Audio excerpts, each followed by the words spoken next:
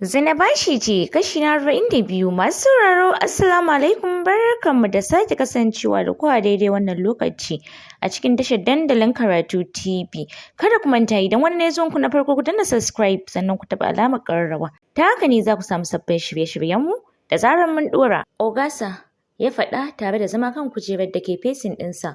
Oga, ka ƙara wani fresh gaskiya waje ta karɓe ka. Kaga ni fa ba dogon surutu na zo kai min ba. Ka san a plan ɗin nan yaran nan ba za su taɓa aure ba. Sannan in zoben ta cika shekara ɗaya zan je in yi soyayya da su sannan in karɓa. To kuma na ji ka zo min da wata magana. Oga, wallahi an so a samu mishkila domin kuwa wannan cikar ta yi baro wallahi. Ban gane ba. To ta yi aure wallahi. Kana da hotonta? Dan ni ba ma zan iya gane ta ba. Fito da wayarsa ya nuna masa. Ka ganta oga. Wannan ta yi, amma ni ma zan iya mayar da ita kamar matata. Oga, kana nufin za ka yi wa mijinta ya sake ta, kai kai wuf da ita? Kai dalla gafara, matata guda ɗaya ta ishe ni, ita wannan ta shan iska kawai. Na gane, sai da kai oga, ya furta yana dariya. Yanzu dai ka turo min hoton nata ta WhatsApp, sannan ka nemo min address ɗin gidan da take a wuri. Yanzu ni Kaduna zan je gaisuwa. Matata tana can hotel tana jira na. Kafin in dawo daga Kaduna, ka nemo komai, don yau za mu dawo komin dare. Ba ka da matsala oga. Suna rabuwa kai tsaye motarsa ya shiga, ya ƙura wa hoton Sadiya ido. Tana da kyau sosai, kuma na san ita ce ma a cikin ukun da na fi jin na gamsu da ita a lokacin da abin ya faru. Ya furta yana kai wayar a bakinsa, ya yi hoton kiss, sannan ya kashe data, ya nutsu ya ci gaba da tuƙi. Tahir Guest Palace kai tsaye nan ya nufa. Yana zuwa room ɗin ya danna doorbell. Ta buɗe masa tare da hugging ɗin shi. Daman kuma cikin shauƙi yake, don haka ya fara kissing ɗinta har suka ƙarasa gado. Sai da suka gama abin da za su yi, sannan suka yi wanka suka ɗauki hanyar Kaduna. Honey, kai maƙura ne. A koda yaushe mu'amalar aure ta shiga tsakaninmu, sai in ji kamar darenmu ne na farko. Murmushi ya yi tare da faɗin, ni ma haka nake jin ki my melody. Ga dai yaranmu sun tasa, amma kullum soyayya sabuwa ce, kuma ba za ta taɓa tsufa ba. Amma na so mun taho da yaran nan Kaduna. Inda mun taho da su kina tunanin za mu sake a hotel? Gara da muka bar su a Yola ɗin. Duk da dai ni ba na son barin su, na san ba su saba da cimar gidan ba, musamman ma Mashkur. To sai haƙuri, shi yasa na so mu taho da su ɗin. Firdaus kenan. Kada ki manta, wadda za mu je domin ta ba ta raye.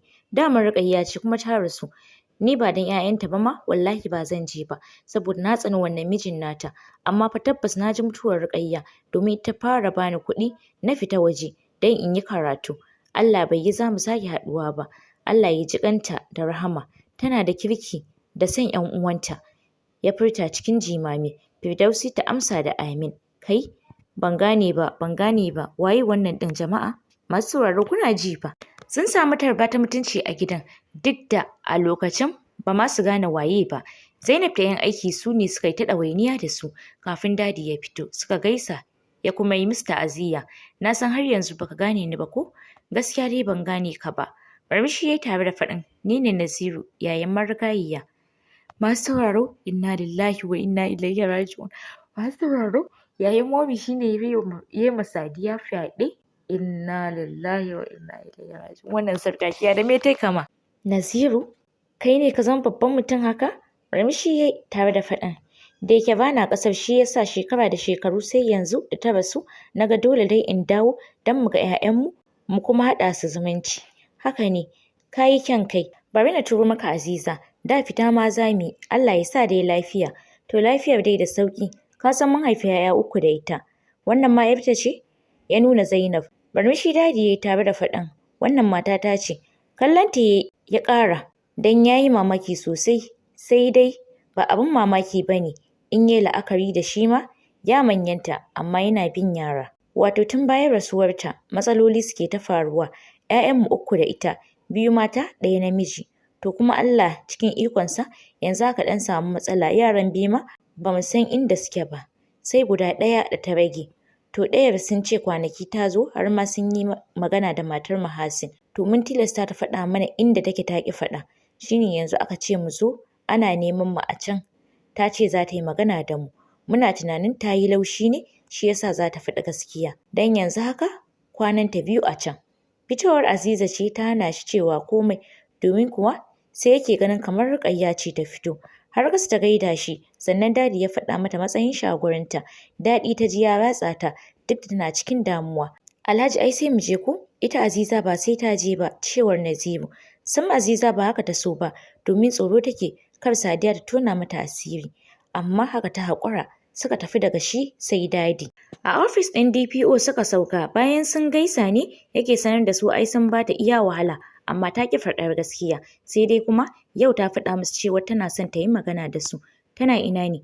Bari na saka a kawo ta. Suna nan zaune ta shigo. Duk ta yi wani iri, fuskar ta kumbura saboda sahun mari.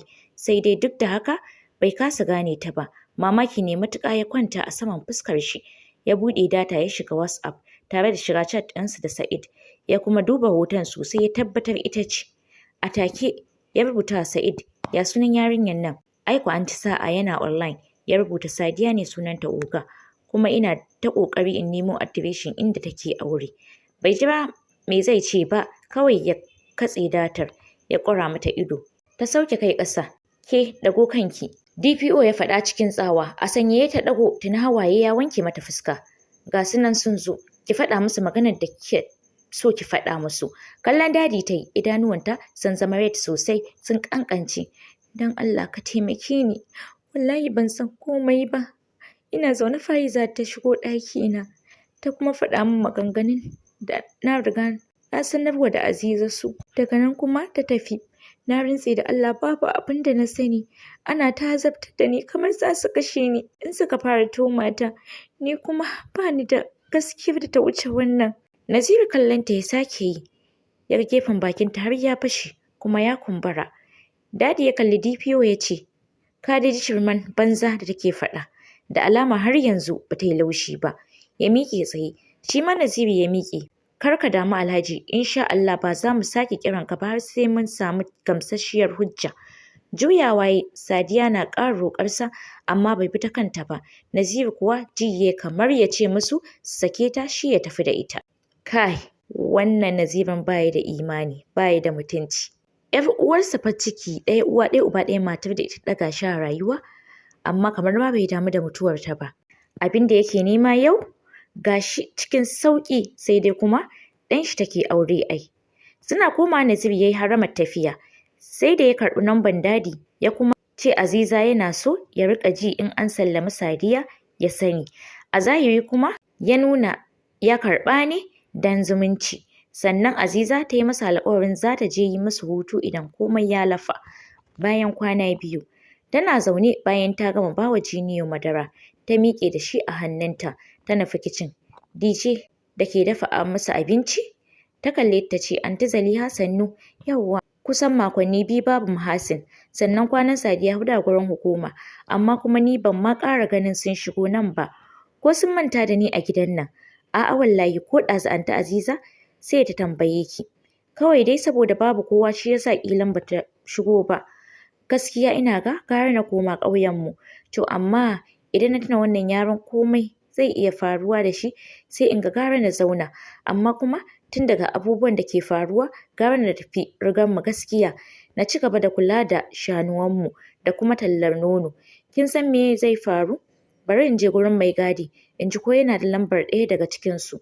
Dije ta faɗa sannan ta fito. Zaliha ta rufa mata baya. Sai dai ita a falo ta zauna. Fita ta yi ta samu mai gadi zaune na jin rediyo. Sannan mai gadi, yawa Malama Dije.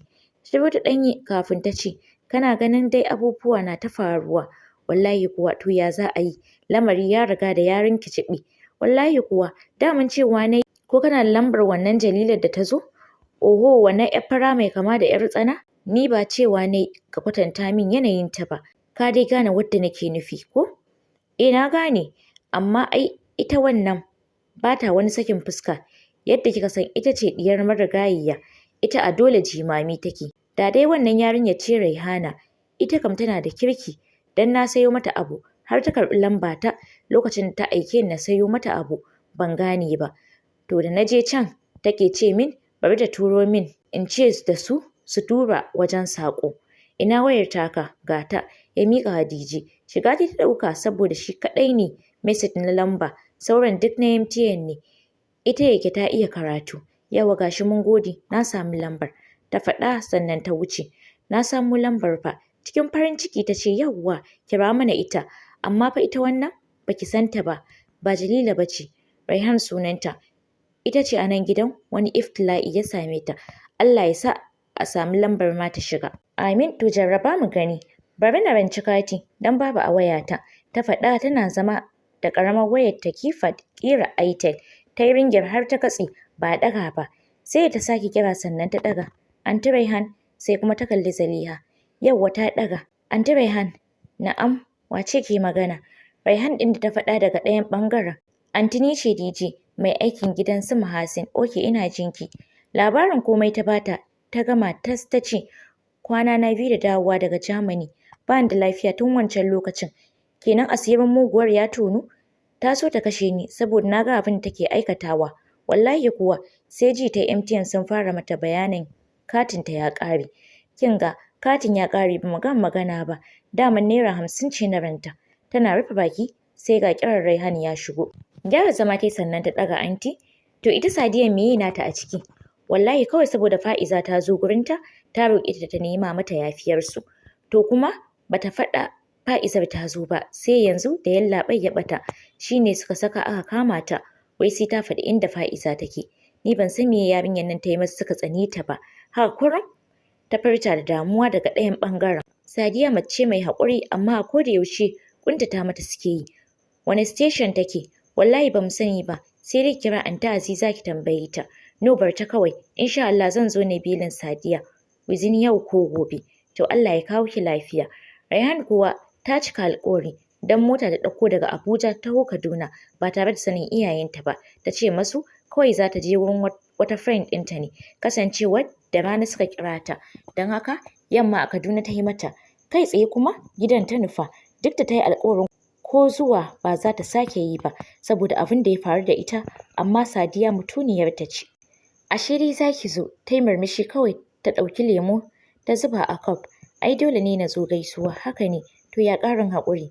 Da godiya Allah ya jaddada rahama a gare ta. Amin Raihan. Sai kuma nake jin wani mummunan labari. Wai ba a ga yaya ba. Lafiya kuwa? An yi cikiya amma har yanzu shiru. Allah sarki to ina Sadiya kuma? Idan na je site ɗinta ba ta nan. Shiru Aziza dai kafin ta ce tana station ana tuhumar ta da masaniya akan wani abu da yake faruwa. Station? Wani station kuma? Sama Aziza bata gane bukar ciki bane ba. Ta faɗa mata tare da sanar da ita kwana 4 Sadiyar tana can gurin su. Ya kamata in tashi in tafi kar yamma tai. Amma ya kamata ki bari dadi ya zo ko? Kin faɗa masa Aziza, ina tsoron kar dare ya min sosai. Kin san yadda titin Abuja yake, haka ne kuma. To mun gode Allah ya bada lada. Sai ta raka ta har mota ta ga tafiyarta sannan ta koma cikin gida. Ita kuma Raihan kai tsaye station ɗin ta nufa. Sai dai ta roƙi su bata beli amma suka hana. A ƙarshe sai ta bayar da naira 200,000 sannan suka bada Sadiya tare da statement da kuma signing akan in an neme ta za ta kawo ta. Suna shiga mota Sadiya ta fashe da kuka. Ki yi haƙuri, san ban ji daɗin abin da aka yi maki ba. Sai dai 'yar aikinku sai da ita ta kira ni ta sanar mini. Sam Sadiya ta kasa cewa komai, kuka kawai take. Raihan glasses ta zuge tare da ƙara ƙarfin AC. Ki kai ni tasha, garin mu zan tafi. Wallahi ba zan koma wannan gidan ba. Ta furta cikin kuka. To yaron ki fa yana can hannun su fa. Kuka ta sake fashewa da shi. Ta rasa me ma za ta yi. Ta tabbatar idan ta bar shi dole gidan marayu za su kai shi. Ita kuma ta shaƙu da shi. Duk da na san ɗan Mahasin ne, kuma Mahasin ba ƙaunar ki yake ba, amma yana da kyau ki je ki ɗauki ɗanki domin babu wanda zai riƙe miki kamar ki. Bata iya ba Raihan amsa ba saboda yadda kuka ya ci ƙarfinta. Ki yi haƙuri ki ɗauki ɗanki, ki rungumi ɗanki, ki yi haƙuri domin Allah ne ya ƙaddara miki aure a wannan gida, amma sam shiru tai kafin ta sake cewa ko da bari na yi shiru tunda ta rasu bai kamata na faɗi mugun halinta ba. Ita dai Sadiya bata ce komai ba, haka suka ƙarasa har gidan, kuma bata ji tsoron danna hon suka shiga cikin gidan ba. Sai dai tunanin dadi zai iya saɓa mata ya saka ta yi reverse ta koma baya. Ina jiran ki ɗauko shi. Kai ta gyaɗa tare da goge hawaye sannan ta fita. Tana shiga kai tsaye fat ɗinta ta wuce.